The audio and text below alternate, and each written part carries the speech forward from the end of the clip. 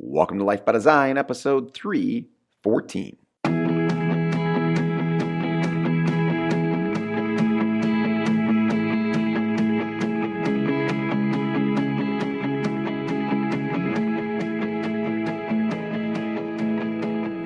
Welcome to Life by Design. I'm your host, Dr. Jamie Richards, and because you're not hearing Dr. Kreso's voice, it doesn't actually mean he's not here today. It means that we have a best of episode, and I thought I'd go back to a great episode. And this author, since this time, has gone on to become a New York Times bestseller, at least with the book that he was talking about on the show. And you might know him as Mark Manson, and the book is The Subtle Art of Not Giving a, and it's a four-letter word that follows. It's become a pretty popular book. Mark has made it into pop culture. People have talked about this. I've heard it over and over again, and I thought it'd be great to go back and hear what he had to say when he came on Life by Design and had an interview with Dr. Kreso. So enjoy today's episode of Life by Design. Welcome, Mark Manson. How you doing, brother? I'm doing good. It's good to be here. Yeah, we're at, I feel like I feel like I'm a resident of the city, but why don't you just go ahead and tell everybody where in the world exactly that you are? I'm in New York City. Yes. Just moved here this year. From where? From Brazil, actually. What part of Brazil were you living in? Sao Paulo. My fiance is. She's Brazilian. Yeah. Nice. So do you speak Portuguese? I do. Not fluently, but I do speak it. That's awesome. Why don't you go ahead and tell the listeners a little bit about your story, what it is that you do, how you got there, and what you have coming up, because I think it's pretty awesome. Cool. So my name is Mark Manson. I am a author, blogger, internet entrepreneur, and I have been, my God, it's been like 8 or 9 years now. I've been blogging, writing online. Originally, it was about relationship and dating advice, and then it soon morphed into this massive just personal development website. My whole shtick is that I approach personal development from kind of a counterintuitive angle. I think it's, instead of trying to succeed more, get more, have more, be happier, be whatever, we should focus on actually less, simplify our life, narrow down our values and our focus, especially in this day and age with all the constant noise and distraction going on Facebook and everything. So I've been doing that for a few years. My website now gets about 2 million people reading it each month, and I'm about to launch a book called The Subtle Art of Not Giving an F. Beep.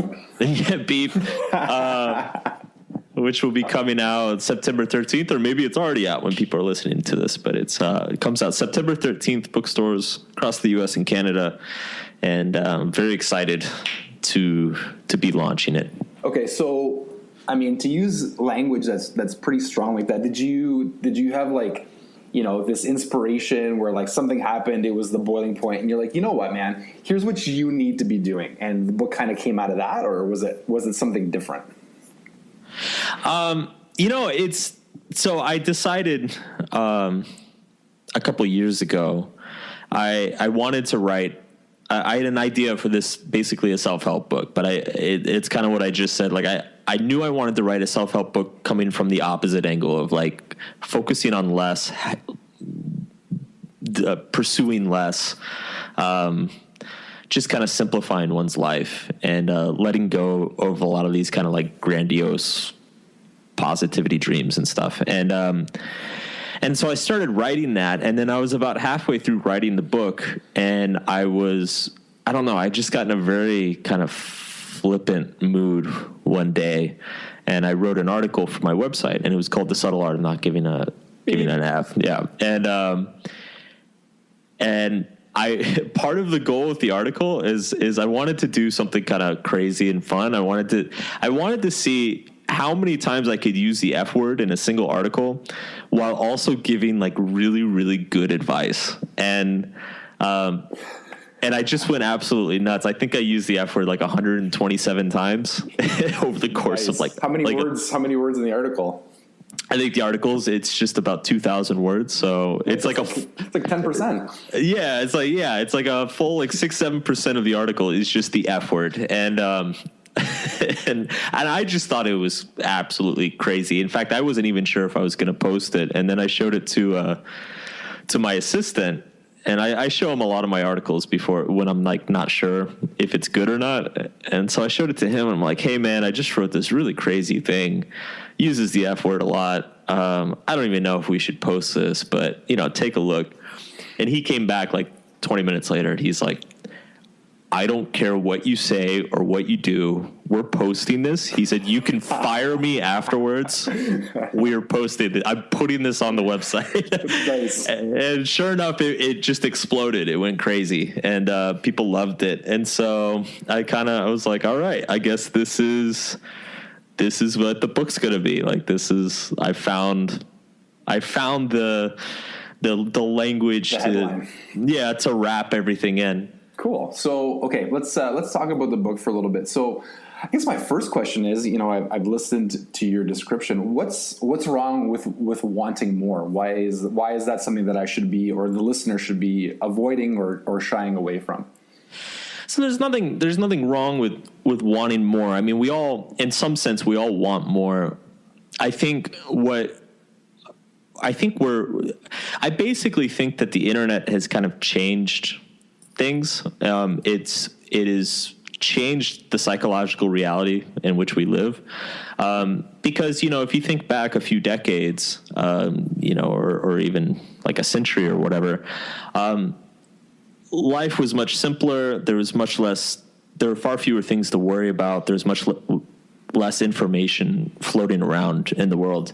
And so it was pretty simple. It's like, okay, well, you want X job, or you want to make X amount of money, and you set the goals and you pursue it. And I think we're starting to live in a society or culture today where there's just an overflow of information, and a side effect of that overflow is that there's an overflow of like influences and pressures and of this feeling of like people are missing out or people aren't doing good enough. I have an article on my website where I make the point that the internet basically filters out like the bottom 99.9% of human experience. And so all you see all day, if you go on YouTube or if you go on Twitter or Facebook, all you're seeing all day, every day is like the top 0.1% of the most unique or extraordinary parts of human experience. And I think this warps our perceptions and our expectations for ourselves. And so you start getting these situations, and I've seen this tons of times over the years, where like I will get emails from people who are like Ivy League school graduates and started their own business and have their own company, and they still think that they're a loser. Like, they write to me like despondent about their situation because they haven't achieved X, Y, Z, A, B, and C. And it just kind of reached this point where I was like, this is absurd. Like, why are people's expectations for themselves like getting this, like becoming this unrealistic and getting this skewed? And so that's what really drove me to start researching this stuff and like diving into it. And I think there's a real strong argument that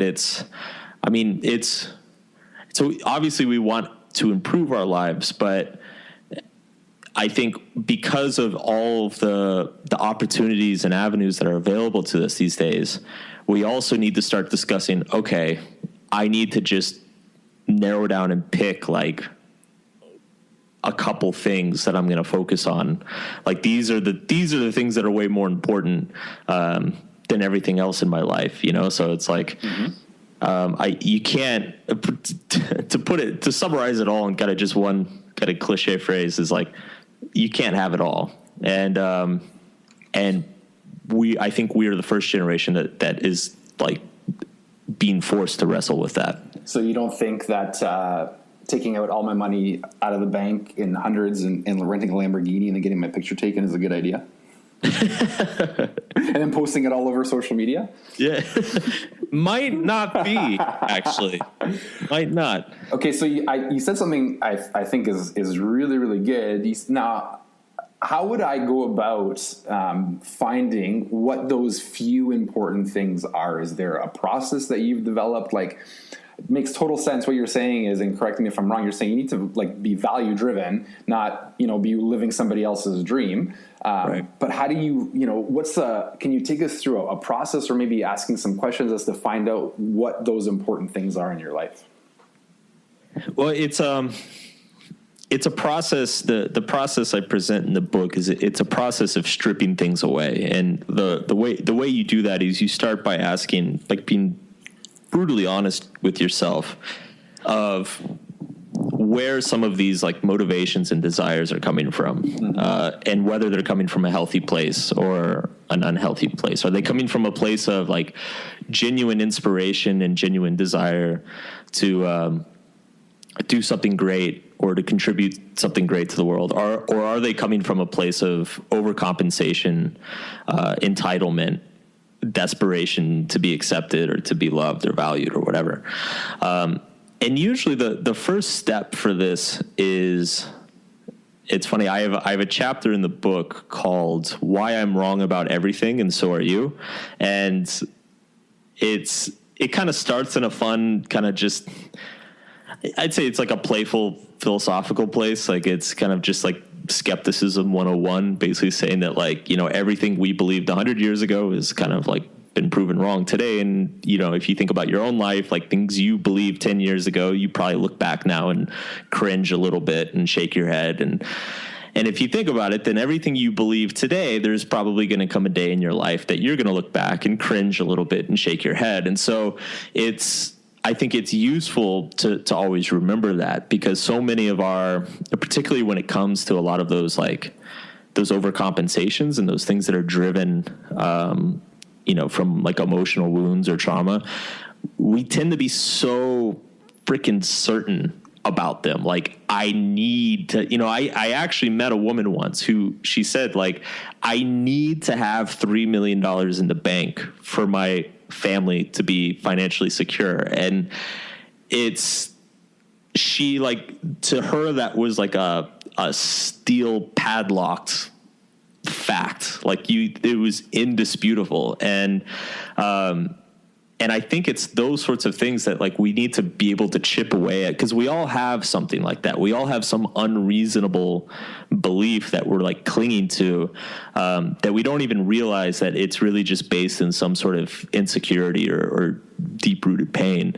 And so the first step is just to build this habit of like constantly questioning yourself, constantly questioning your assumptions, constantly doubting yourself, and being willing to say, you know what if this isn't right? What if I'm wrong about, my family's financial security? What if I'm wrong that I need to have a Lamborghini on Instagram for people to like me? Facebook. Oh, that too. I mean, it's, I said Facebook. Well, it's even a Lamborghini gets you a lot further on Instagram. Okay, well, I'll change the goal. Change your vision for yourself.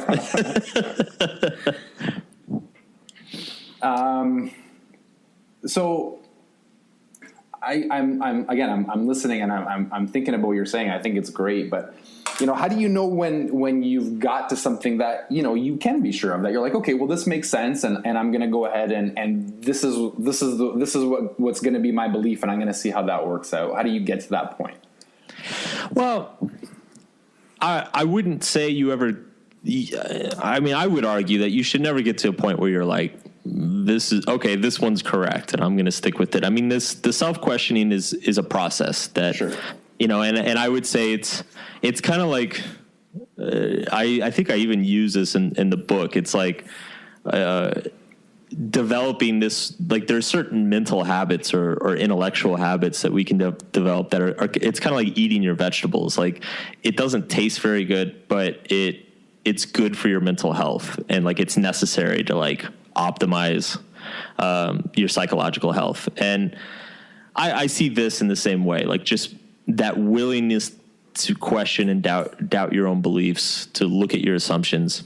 Now, in terms of like finding something like a a goal or a vision or a pursuit for yourself that is like a genuinely worthwhile, like something that, you believe that you should value in your life.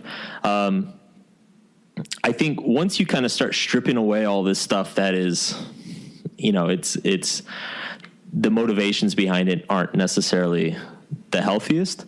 Usually what you're left with is just a handful of things that, the motivation or the desire to do them is just very intrinsic. It feels very natural to you. And the funny thing about these is that often they were always a part of your life, but you never really noticed them. So just to give you an example from my life, like I always wrote, when I was a kid, I used to write short stories. And when I was a teenager and a young adult, I used to write, like I was always that guy on the internet forum who would like write like a 4-page explanation explaining why you were wrong about something. And I was like, to me, that was just something fun that I did. And I never really thought about it. Meanwhile, my goal for myself for many years was I wanted to be a musician. And I love music, but I had gotten fairly good at guitar when I was young. And I decided that like, oh, well, this is what I want to do with my life. And I had a very unhealthy relationship with it. I was extremely insecure around it. I fought a lot of like issues around feeling worthy. I had like horrible stage fright and just felt I was always like very defensive or very judgmental of both myself and like other musicians. And it took me many years, but I eventually quit. And I look back, now as an older man, and I realized that actually, what I thought was this like love for music, it was basically a pursuit for validation. It was a pursuit to prove something to myself or to other people. And that wasn't a really healthy reason to pursue it. And it's probably a big reason for why I failed at it. Whereas like, before we started recording this, you asked me like, how long have I been doing this and how long did it take for me to grow my audience or whatever. And it's funny because I get emails all the time saying like, when did you start writing? When did you decide you wanted to be a writer? And it wasn't until I was in like my late 20s that people asked me this, that I realized that like I've been writing my entire life without even realizing that I was writing, because it was such a natural desire and pleasure for me to just write and like get good at writing, just to enjoy the writing, that it never even occurred to me that I could like go be a writer. It just it started to happen on its own.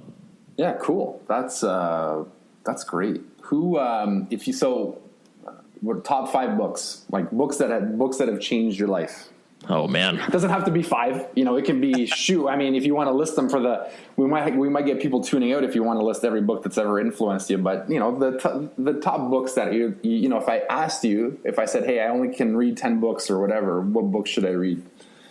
Well, what's funny about this question is, and I don't know if this is true for you too, but there are books in my life that I read that were hugely influential on me, that I would never recommend anybody to read now, because it's just like, because it's like at that time in that place, it was exactly like the prime example from my life is Atlas Shrugged. So like I read Ayn Rand when I was 18 years old, and it was like one of the best things that ever happened to me. And it wasn't, and I don't even like Ayn Rand anymore. Like I don't, and I remember I tried to go back and read Atlas Shrugged 4 or 5 years ago. And I was like, wow, how did I read like 1,200 pages of this? And, but like at that point in my life, it completely changed me. Like I'd been like kind of like an entitled, bratty,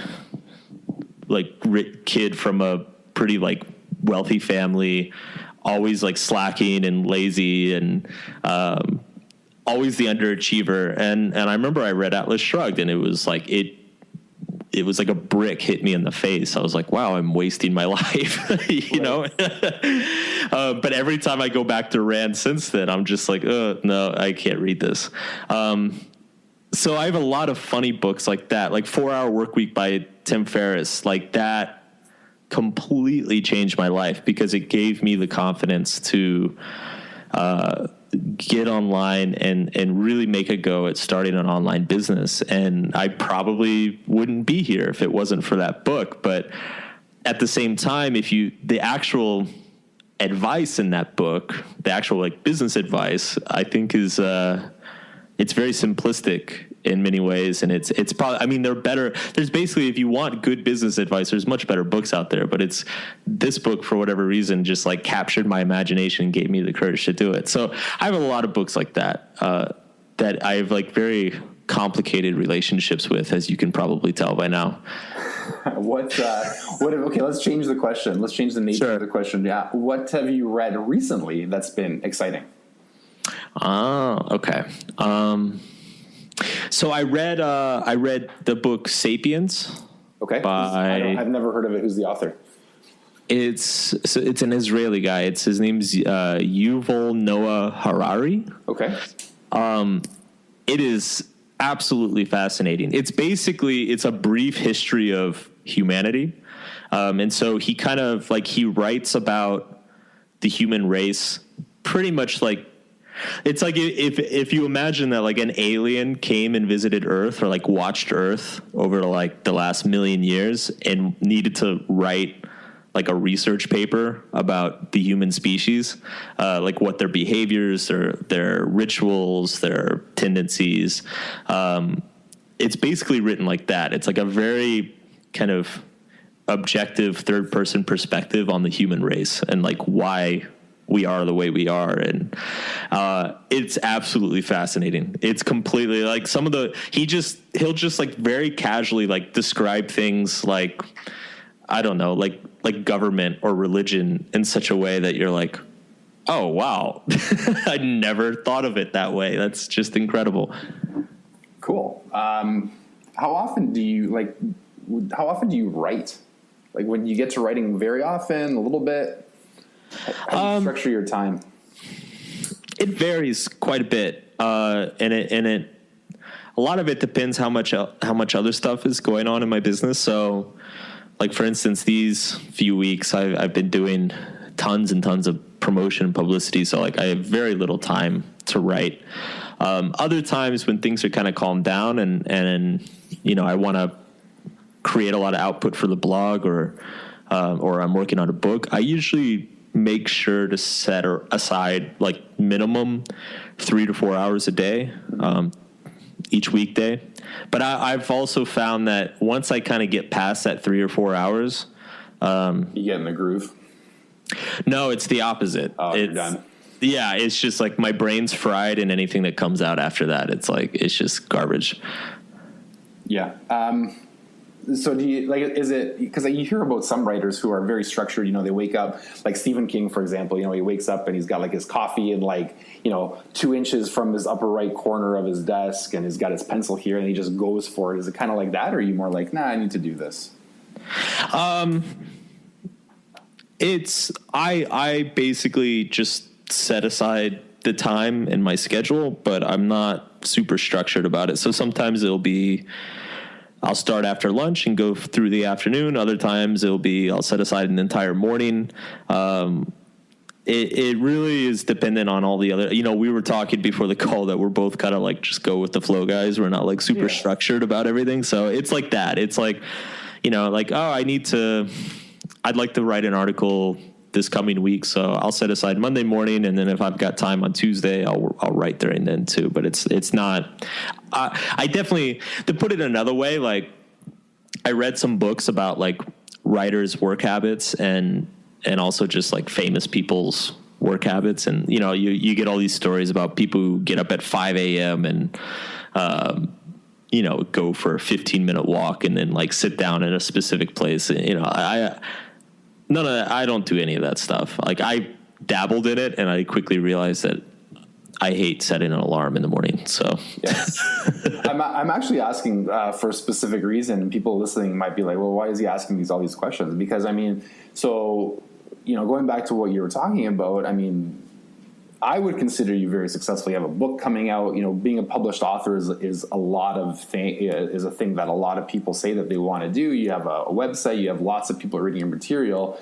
But then when we get down to it and we start talking about, how long it took you to create that, right? And then people are listening to this podcast and they want to get healthier. They want to hit different numbers at the gym.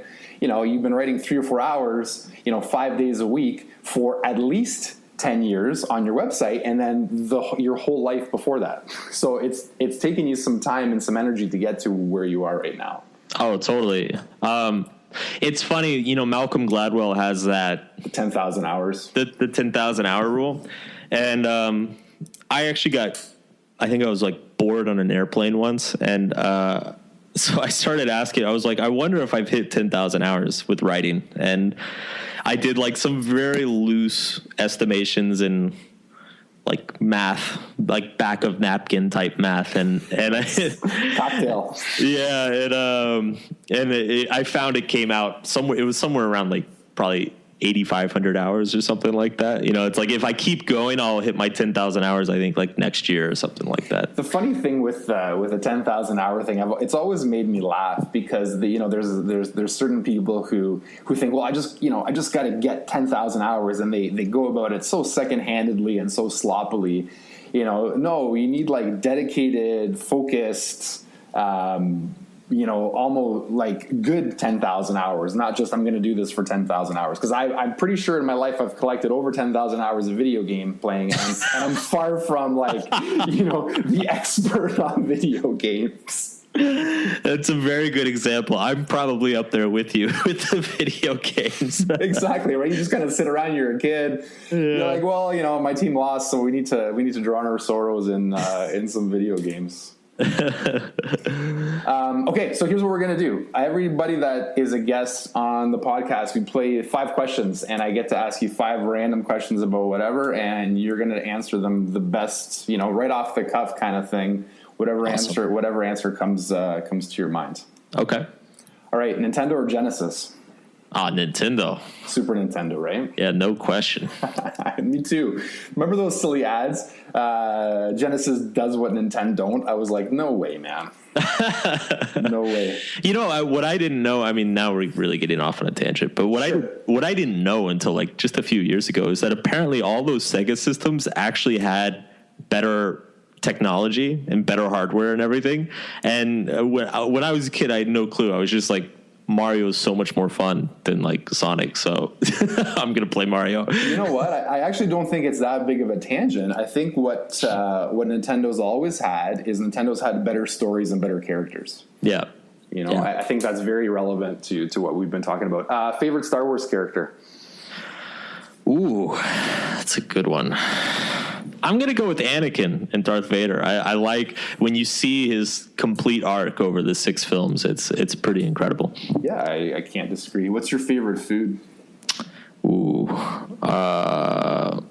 burritos. I know I'm on like a health podcast. Sorry, everybody. But I love burritos. We brought you on not for nutritional advice. You definitely don't want nutritional advice from me. Oh man, that was a good one. What's if you could drive any car in the world, what would you drive? I would actually. My goal is to never own a car again. I grew up in the suburbs in Texas, and I hated the fact that it took like 30 minutes to just go to the grocery store. And then I moved to Boston to go to university, and like my first week in Boston, I was like, wow, I never want to own a car again. And so now I'm in New York because I don't ever want to own a car again. So awesome. That's my answer. Last one. What's your favorite Olympic sport? The sprints, man. Bolt. I've been like... Did you watch him? We're recording, guys, on Friday, and Usain Bolt just ran the 200 meter last night. Did you watch him? Yeah, I did, and it was amazing because he beat everybody by like almost half a second, and you could tell he was angry because it was actually a really bad time for him, and he was like, he still won the gold by like half a second, but like he was angry at the end. He's on a different plane. That guy, he's in a different universe. Yeah, it's almost like he shouldn't even be in the same races. Almost, it's kind of crazy. Okay. Last question, a serious one, and then we'll wrap it up. So if I'm listening to this and I'm like, this has been really valuable. I like what Mark has had to say, but I'm lost, and I'm sure you get lots of emails like this, like you were just saying about that guy who, by all modern standards is very successful, but he feels like a failure. What advice would you give to somebody like that? Where do they start? What can they do? How do they, dig themselves out of that, quote unquote ditch that they're in? I would say, in my opinion, everything comes back to how we're choosing to measure success and failure for ourselves. And whether we realize it or not, we all have these kind of yardsticks in our heads that we're using to measure ourselves and others, but in this case, most importantly, ourselves. And I think it's important to sit down and discover what those yardsticks are and question if they're helping you or if they're hurting you, because in a lot of cases like this, they're just hurting you. And it's that acknowledgement and that realization that's the first step to adopting some more healthy measurements. Okay, so start with your standards. That's pretty awesome. Yeah. All right, guys, you've been listening to Life by Design. If you want more information on Mark, like I said in the pre-show or as I was introducing him, just go to the website, lifebydesign.com/. We will have a link to Mark's website there. You can, if you really liked what he said, you should probably join his subscription so you can get like the awesome articles that he writes. And go ahead and check out his book. We'll have the link there for you as well. So awesome, Mark. Thank you so much for joining us, and we'll talk soon, pal. All right. Thanks for having me.